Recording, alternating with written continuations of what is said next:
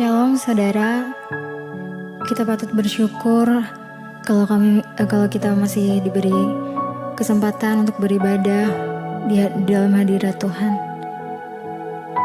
Mari kita satukan hati untuk berdoa.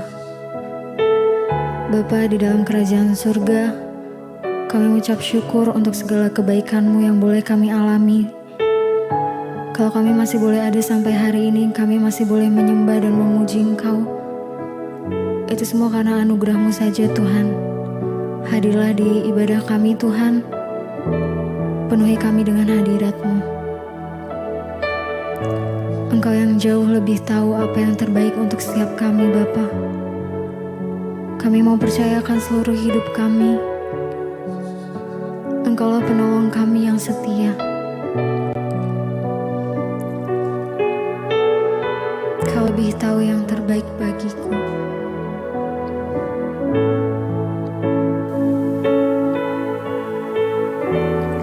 Kau lebih tahu yang terbaik bagiku. Kau lebih sanggup pulihkan hidupku. Kami mau berserah. Ku berserah, ku berserah.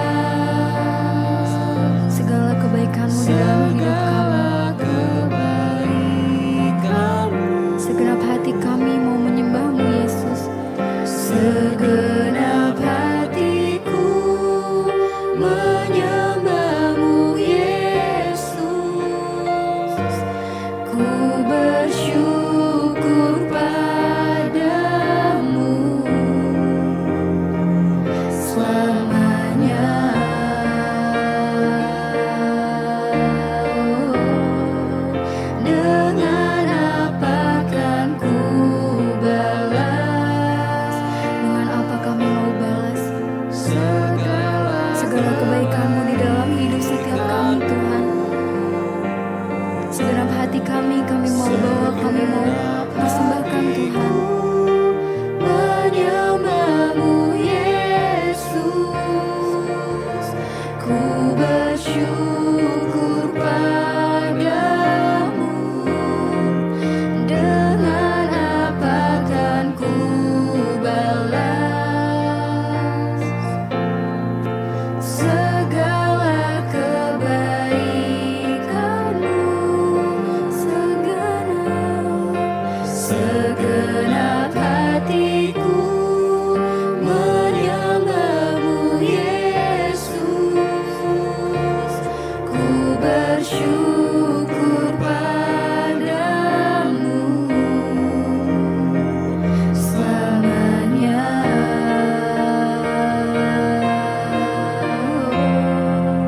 Dengan apa kan ku balas segala kebaikan-Mu, segala kebaikan-Mu, bahkan segenap hati kami. Kami mau bawa Tuhan, kami mau menyembah-Mu dengan segenap hati kami Yesus. Kami mau bersyukur di hadapan-Mu, bersyukur padamu. Dengan apa kan ku balas segala kebaikan-Mu, segenap hatiku menyembah-Mu Yesus, ku bersyukur padamu selamanya.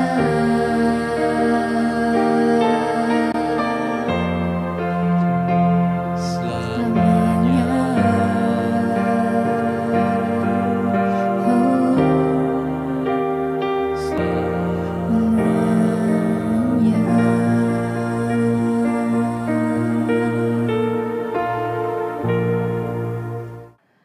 Terima kasih Bapak, kami mengucap syukur buat hari ini kami boleh berjumpa kembali lewat ibadah online. Kami percaya Tuhan menyertai kami, Tuhan memberkati kami. Bahkan Engkau berbicara bagi kami lewat kebenaran firman-Mu, sampaikan isi hati-Mu bagi umat-Mu Tuhan. Bagi gereja-Mu, bagi setiap kami yang rindu untuk mendengarkan.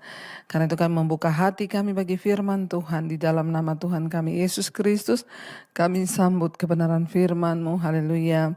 Amin, amin. Iya, shalom saudara yang terkasih, kita berjumpa kembali dimanapun kita berada ketika kita membuka hati kita untuk kebenaran firman-Nya. Maka Dia Tuhan yang sanggup berbicara untuk menyampaikan banyak hal bagi setiap kita yang mau sungguh-sungguh rindu akan kebenaran firman Tuhan. Karena itu baik saudara, kita akan sama-sama belajar firman Tuhan. Ya, kita melihat bagaimana perubahan demi perubahan begitu cepat, dan kalau kita tidak memperbaiki diri, kalau kita tidak memperbaharui cara pandang kita, maka kita akan menjadi orang-orang yang tertinggal.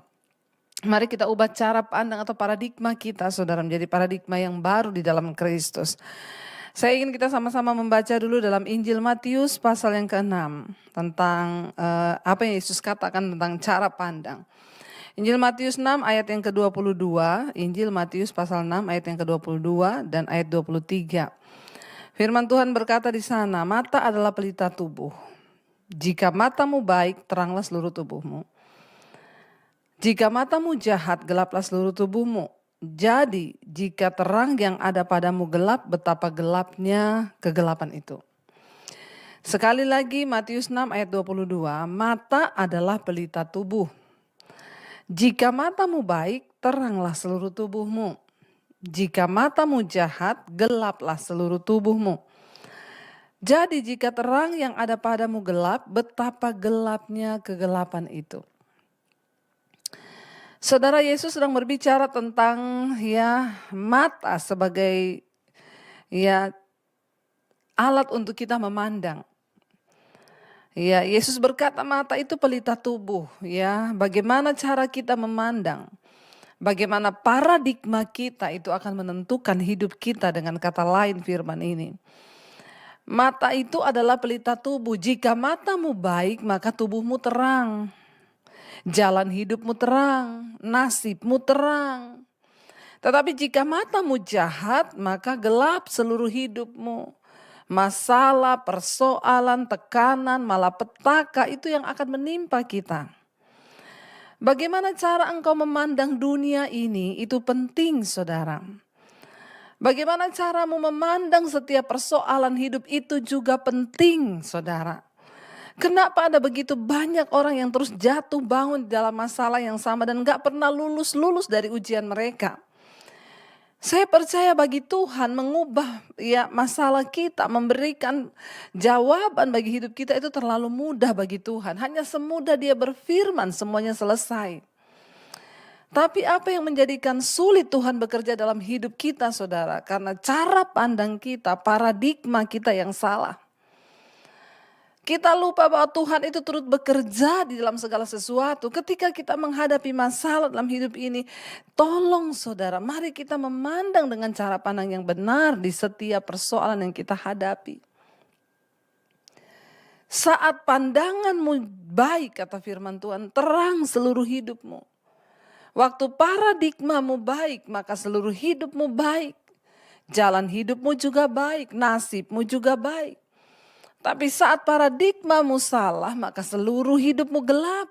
Ya, masalah demi masalah yang bertubi-tubi akan datang di dalam hidup kita ketika cara pandang kita salah. Mari kita mengerti saudara, ya, apa yang sedang Tuhan kerjakan hari ini. Yesus berkata, cara pandangmu itu yang akan menentukan hidupmu. Kalau kita hanya memandang dunia ini tentang uang, dan uang, maka kita akan menghalalkan segala cara untuk memperolehnya. Bahkan begitu banyak orang jadi jahat karena uang. Kalau kita memandang kesuksesan adalah dengan cara-cara materi, maka kita akan mengejarnya tanpa henti. Tapi ketika kita memiliki cara pandang Tuhan atau paradigma yang sesuai dengan firman Tuhan, ya, kita akan melihat saudara bahwa ada begitu banyak berkat Tuhan. Ada begitu banyak cara Tuhan bagi hidup kita. Bahwa berkat di dunia ini bukan hanya bicara tentang uang. Kita akan tahu bahwa kebahagiaan tidak bisa dinilai dari harta atau apapun yang sifatnya sementara. Mata adalah pelita tubuh, cara pandangmu itu adalah pelita tubuhmu. Paradigmamu itu adalah pelita tubuhmu. Kalau paradigmamu baik, maka teranglah seluruh hidupmu. Tapi kalau paradigmamu, cara pandangmu jahat, maka gelap seluruh tubuhmu. Tuhan bahkan sanggup menjadikan persoalan menjadi berkat waktu cara pandang kita itu benar. Sebaliknya berkat pun bisa membawa kutuk dalam hidup kita kalau cara pandang kita salah. Mari kita mulai memiliki cara pandang yang benar dalam hidup ini saudara. Supaya apa? Supaya kita melihat penyertaan Tuhan, supaya kita melihat janji-janji Tuhan, supaya kita melihat berkat-berkat Tuhan yang disediakan. Ada begitu banyak hal yang Tuhan sudah sediakan bagi hidup kita. Dan itu hanya bisa kita dapatkan ketika kita memiliki paradigma dan cara pandang yang benar di dalam Kristus. Mata adalah pelita tubuh, cara pandangmu itu adalah pelita tubuhmu. Waktu paradigmamu, cara pandangmu itu baik, maka terang seluruh hidupmu saudara.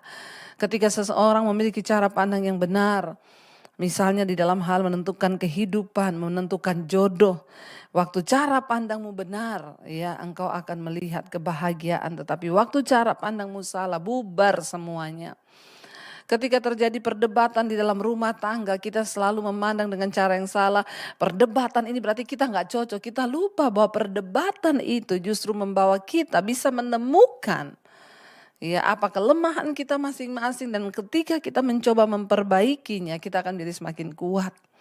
Tapi banyak orang kalah karena mereka memandang itu sebagai sesuatu yang ya sudahlah, nggak ada jalan keluar. Ya kenapa? Karena cara pandang kita yang salah. Saya sudah tidak cocok ternyata dengan dia. Kita tidak melihat bahwa Tuhan turut bekerja dalam segala hal untuk kebaikan kita saudara. Saya ingin kita melihat sebuah contoh di dalam firman Tuhan tentang kisah seorang paman dan keponakannya saudara. Ya, dalam Kejadian pasal yang ke-13 bagaimana Abram dan Lot ya itu akhirnya berpisah, saudara. Di dalam Kejadian 13 firman Tuhan berkata, ayat yang pertama, maka pergilah Abram dari Mesir ke tanah Negeb dengan istrinya dan segala kepunyaannya, dan Lot pun bersama-sama dengan dia. Ayat 2, adapun Abram sangat kaya, banyak ternak, perak, dan emasnya. Ayat 3, ia berjalan dari tempat persinggahan ke tempat persinggahan, dari tanah Negeb sampai dekat Betel, di mana kemahnya mula-mula berdiri antara Betel dan Ai. Ayat 4, ke tempat mezbah yang dibuatnya dahulu di sana, disitulah Abram memanggil nama Tuhan. Ayat yang kelima, juga Lot yang ikut bersama-sama dengan Abram mempunyai domba dan lembu dan kemah. Ayat 6, tetapi negeri itu tidak cukup luas bagi mereka untuk diam bersama-sama sebab harta milik mereka amat banyak sehingga mereka tidak dapat diam bersama-sama lagi. Ayat yang ketujuh, karena itu terjadilah perkelahian antara gembala Abram dan gembala Lot. Waktu itu orang Kanaan dan orang Feris diam di negeri itu. Ayat 8, maka berkatalah Abram kepada Lot, janganlah kiranya ada perkelahian di antara aku dan engkau, dan antara para gembalaku dan para gembalamu, sebab kita ini kerabat, kita ini saudara, kata Abraham. Ya, jadi saudara, ceritanya di sini adalah Lot dan Abraham berjalan bersama-sama, ya, dan mereka pindah dari satu tempat ke tempat yang lain, kata firman Tuhan. Tapi karena Abraham ini sangat kaya, hartanya banyak sebab dia disertai Tuhan. Ya, orang yang disertai Tuhan akan diberkati oleh Tuhan, karena itu jangan iri melihat orang yang diberkati Tuhan, saudara. Tapi jangan puas menjadi hanya orang kaya, tapi kita mau menjadi orang yang diberkati seperti Bapak Abraham. Asalkan kita memakai berkat itu untuk kepentingan bagi kerajaan sorga. Alkitab berkata, adapun Abram sangat kaya, banyak ternaknya, perak dan emasnya. Ya, ia berjalan dari tempat persinggahan ke tempat persinggahan, dari tanah Negeb sampai dekat Betel, di mana kemahnya mula-mula berdiri antara Betel dan Ai. Ya, dikatakan di sana ke tempat mezbah yang dibuatnya dahulu di sana, disitulah Abraham memanggil nama Tuhan. Jadi Abraham ini sudah berjalan dari satu tempat ke tempat yang lain ketika dia hendak mencari tempat untuk dia menetap. Lalu Alkitab berkata akhirnya dia sampai ke salah satu tempat di dekat Betel, ya, di mana kemahnya mula-mula berdiri di Betel. Kita tahu bersama Betel adalah tempat ya di mana Tuhan hadir ketika Abram pertama kali mendirikan mezbah. Kenapa Abram memandang tempat itu baik, saudara? Perhatikan paradigma, cara pandang Abram. Dia tidak melihat tempat yang ya karena itu mungkin ya tanahnya subur atau apapun, tetapi dia melihat kenapa dia memilih tempat itu. Karena di sana pertama kali dia dulu pernah mendirikan mezbah mula-mula di dekat Betel itu.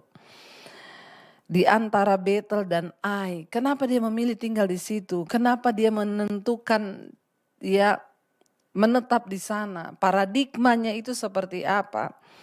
Satu-satunya alasan sebab dia pernah mencari Tuhan di situ. Dia pernah memanggil nama Tuhan di situ. Dan Tuhan hadir di situ, saudara.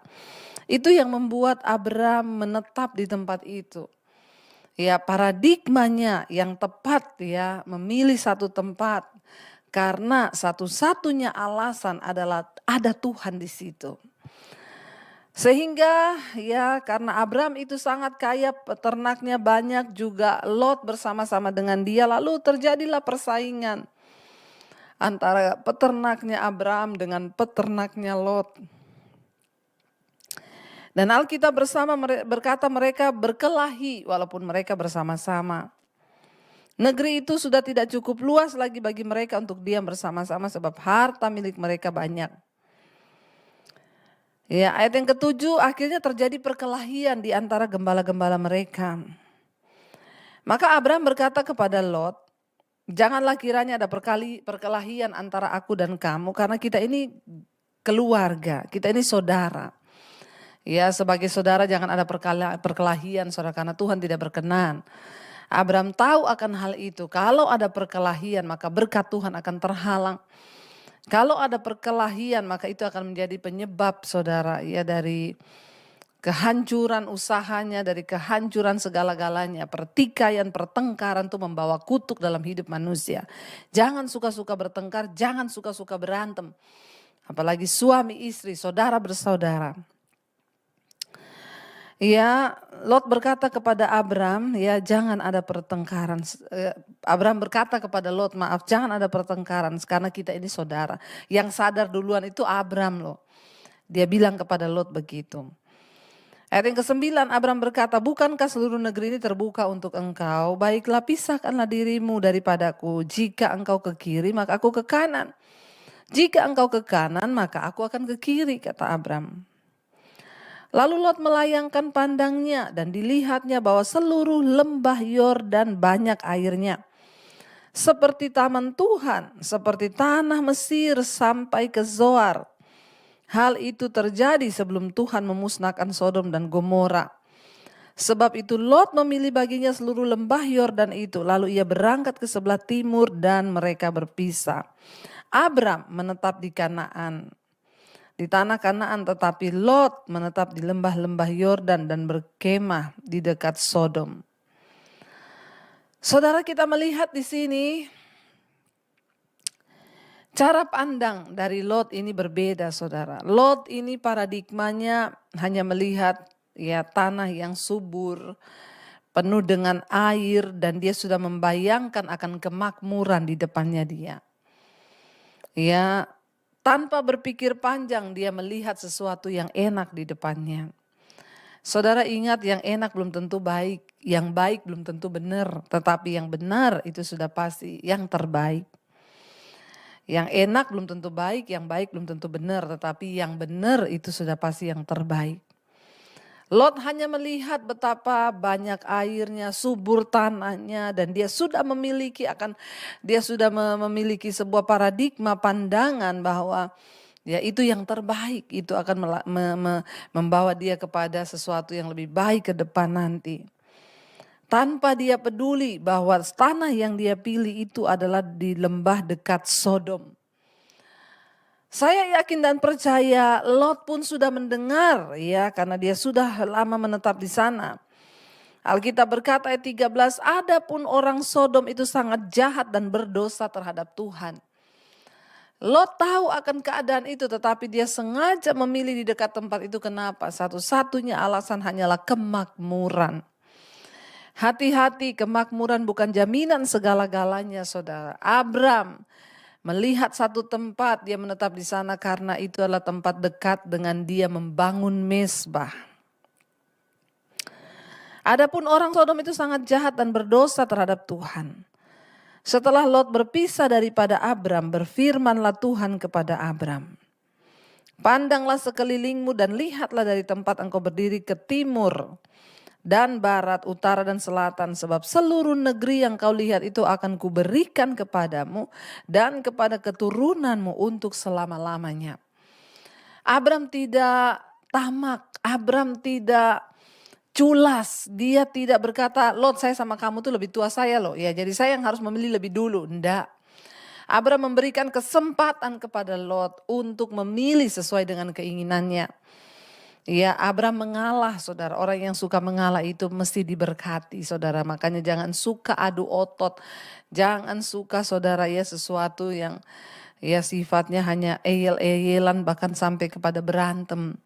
Ya, Abram menyuruh Lot lebih dulu memilih, ya. Dia tidak tamak, dia tidak mencari keuntungan bagi dirinya sendiri. Kenapa, saudara? Karena paradigma Abram itu kepada janji Tuhan dia percaya. Abram percaya paradigmanya bukan soal tempatnya, bukan soal tanahnya, tetapi soal penyertaan Tuhan. Abram bapak orang beriman, karena dia sangat beriman. Dia terlalu percaya mau seburuk apapun tanah yang dia diami, asal ada Tuhan, maka Tuhan yang sanggup mengubah kutuk menjadi berkat. Saudara, ya Lot memilih tempat yang enak. Abram ngalah ketika Lot memilih. Sebenarnya Abram bisa bilang, ih aku udah duluan lihat itu loh, kamu ini kan cuma ikut aku. Ya nggak berhak dong kamu memilih tempat itu, bisa. Orang yang suka mengalah, orang yang sabar, orang yang selalu menyerahkan haknya itu akan disertai Tuhan. Ya, ubah cara pandangmu hari ini. Kalau engkau menjadi orang yang suka eyel-eyelan dengan saudaramu, engkau orang yang suka berantem, engkau orang yang suka mau dianggap benar, terus bertobat, saudara tanggalkan semuanya itu. Miliki paradigma yang benar. Ya, ketika Abram tidak memaksakan diri, dia menyerahkan seluruh haknya kepada Lot untuk memilih. Tuhan memberkati dia. Tuhan bilang, aku akan memberikan seluruh negeri yang kau pandang ini bagi keturunanmu, anak-anakmu. Ya, dan Tuhan memberikan janji, dan aku akan menjadikan keturunanmu seperti debu tanah banyaknya. Sehingga jika seandainya ada yang dapat menghitung debu tanah, keturunan pun akan dapat dihitung juga. Bersiaplah kata Tuhan, jalanilah negeri ini menurut panjang dan lebarnya, sebab kepadamu lah akan kuberikan negeri ini. Sesudah itu Abram memindahkan kemahnya dan menetap di dekat pohon-pohon tarbantin di Mamre, dekat Hebron. Lalu didirikannya lah mesbah di situ bagi Tuhan. Akhirnya Abram ya datang ke satu tempat, dan di sana yang pertama dia lakukan adalah mendirikan mesbah bagi Tuhan. Saudara, Abram memiliki paradigma yang berbeda dengan Lot. Kita tahu bersama pada akhirnya Lot ya terjadi kehancuran dalam kehidupannya karena dia memilih tempat, paradigmanya yang salah, hanya melihat tanah yang subur dekat Sodom ternyata membawa kehancuran bagi keluarganya. Kita tahu bersama Sodom dan Gomora dihukum oleh Tuhan. Lot kehilangan istrinya, saudara. Mari saudara, ketika kita memiliki cara pandang yang benar, mari kita memandang hidup ini dengan caranya Tuhan. Mari kita memandang setiap masalah kita dengan caranya Tuhan. Kita percaya bahwa Dia Tuhan yang turut bekerja dalam segala keadaan untuk mendatangkan kebaikan bagi kita. Kita mau katakan, Tuhan, kami mau memandang kepada Engkau. Karena kami percaya ketika kami menaruh pandangan kami kepada Tuhan, kami akan melihat janji-janji-Mu. Kita mau berkata, memandang wajah-Mu Tuhan. Biar kita senantiasa memandang Tuhan. Waktu kita memandang wajah-Nya, kita menemukan pikiran Tuhan, sehingga cara pandang paradigma kita akan diubah. Terima kasih atas segala kebaikan dan anugerah-Mu dalam hidup kami Tuhan. Terima kasih Yesus buat segala kebaikan. Memandang wajah-Mu, mengikuti kebaikan-Mu, mengejar hadir-Mu dalam hidupku. Kami bawa sembah, membawa sembahku, menyatakan kebesaran-Mu, mengejar hadir-Mu dalam hidupku.